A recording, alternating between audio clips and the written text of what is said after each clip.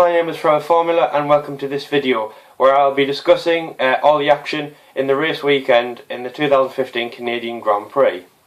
Now I haven't done one of these vlogs in a while, so I want to kick off with a few things first. Firstly, the other day I hit 300 likes on my Facebook page. Now that might not be loads, but I've only been going for about a month and about 5 weeks now, so it is good. 300 likes, it's a good base to move on from. My very first video with Formula JT, he was actually the one who came up with this idea, which I thought was brilliant, for 500 likes before the British Grand Prix in July. Now we are quite close, but I mean, hopefully, but as I say, I can't help that. You can by going onto my Facebook and liking Forever Formula. Second of all, subscribers on YouTube. Now I'm very happy with this. I haven't actually got it in front of us, but it's something like 34 at the moment, which is fantastic.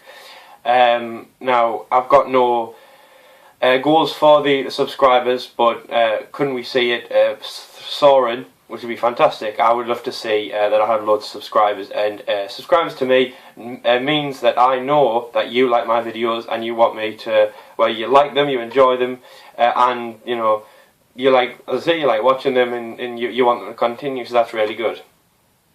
Anyway, so the Canadian Grand Prix, the one race outside of Europe was on this weekend, last weekend, and however you say it. And the thing is with Canada, my analogy is I think of it as sort of like break time at school or recess.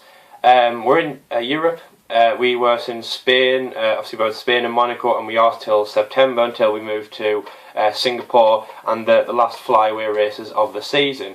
And it's sort of like we're coming out of Europe, do one race in North America, and then come back to Europe. And it happens so fast, a bit like break time at school. Anyway, so we had the race first at the circuit Gilles Villeneuve, a fantastic circuit in an island in Montreal, Canada. So it was really good to start with. We'll start with FP2. The red flag was brought out with Lewis Hamilton. Now this was probably, I'd say, one of the best moments. It was sort of like the Formula 1 paddock was taking Lewis for a ride in a way. They let him go out first on the intermediate tyres when, you know, the rain was, well, it's wet. I mean, even wet would have been hard to stay on the track, and there's still probably been a red flag anyway. The two cars of Nico Rosberg and Lewis Hamilton went out, and Lewis put it into the wall at the hairpin. Then the red flag was brought out. He hit the rear wing, sorry, not the rear wing, the front wing of the Mercedes car, and the red flag had to come out. And I felt like everyone in the paddock was probably having a little bit of a laugh at Lewis for doing this, going out and basically making a bit of a fool of the franchise.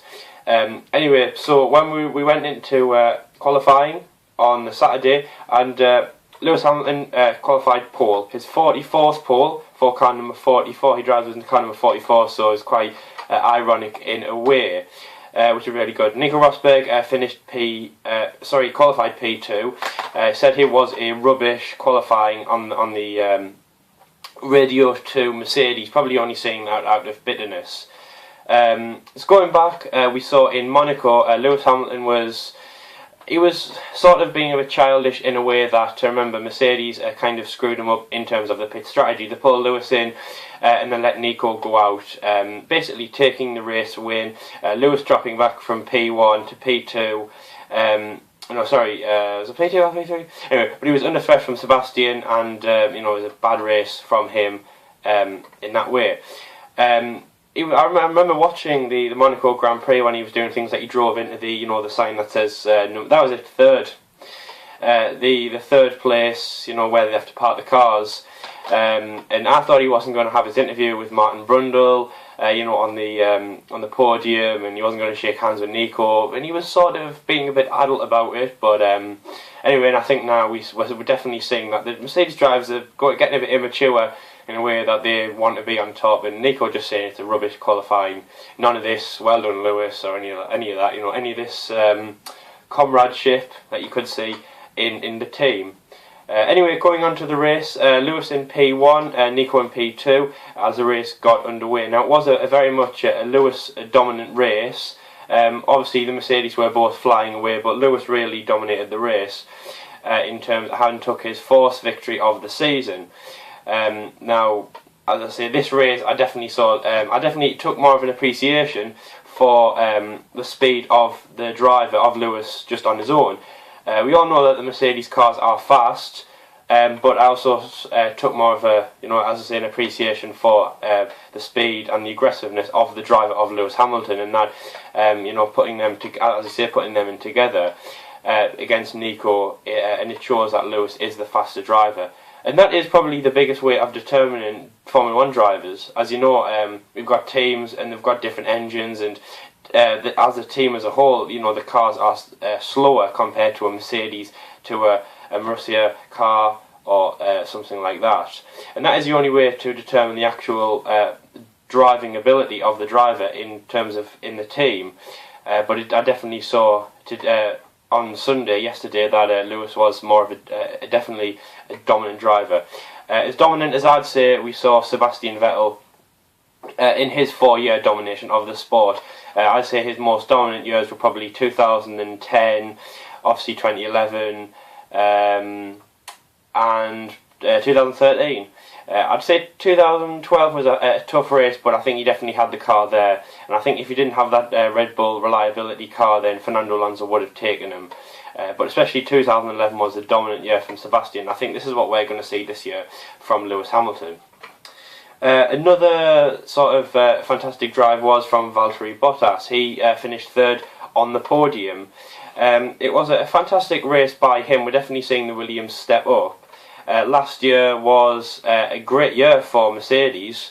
For Williams. They did fantastic in the Constructors' Championship, and with their two drivers, they're definitely a massive improvement from what we'd seen in years beforehand.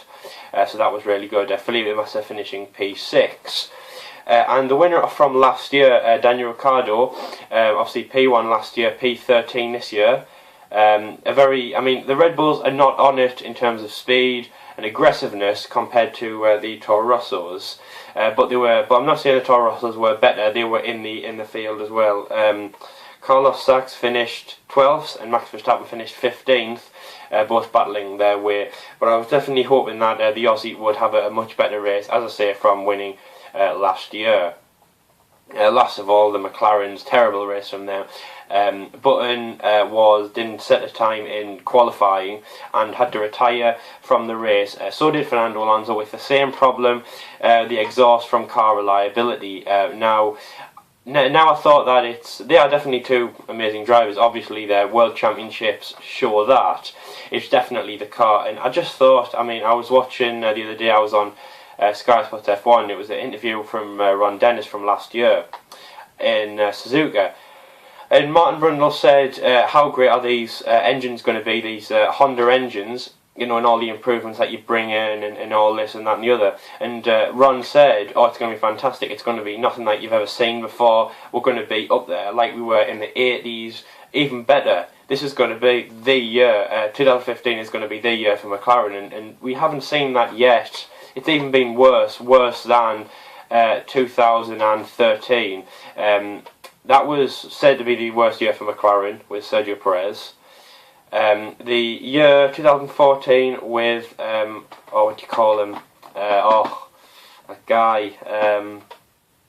Magnussen. That's it. It wasn't a bad season. They were definitely making improvements. At least they were going in the right direction, I thought. This year, no. They had two drivers that could definitely make an improvement. And if they had the car, they could definitely be up there battling Mercedes. But unfortunately, they haven't had the car. Now, I really hope it improves. But as I say, we are getting so close to the middle of the season, getting so close to the end of the season. When is this going to improve for McLaren? But I hope it is very soon. The next race is in Austria. Now, I love this track. It's absolutely fantastic. It was brought in last year, called the Red Bull Ring. Now, I hope it is a fantastic race. I remember last year Felipe Massa did absolutely fantastic at this event. At the race, he did absolutely fantastic. Now, I hope that as I say, he can follow that through. Williams are definitely having a stronger season. They're progressing a lot more, and I think come towards the end of the season, the last few races, maybe even after Monza, then they could start to be doing things like winning races.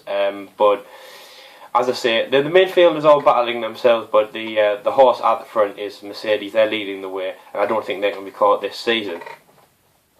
In terms of excitement in the race, it wasn't really that exciting in a way. As I say, the two Mercedes dominated the race from start to finish.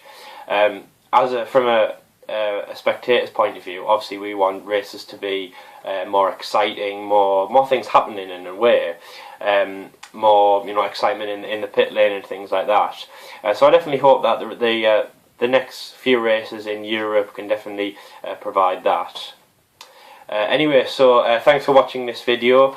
I will hope to get a lot more out than I have been. As I say, Monaco probably the biggest race in the jewel and the crown of Formula 1, and no review of that, so that was a real shame. I'm obviously very sorry about that, but I do hope to get a lot more videos out for you over the next, the rest of the season really.